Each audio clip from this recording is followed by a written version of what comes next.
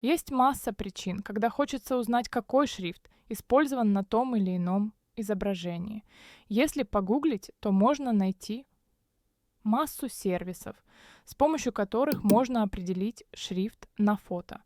Но я предлагаю не заморачиваться, а воспользоваться чатом GPT. Он пока плохо соображает, какой шрифт на изображении, но подберет оптимальный результат из бесплатных шрифтов.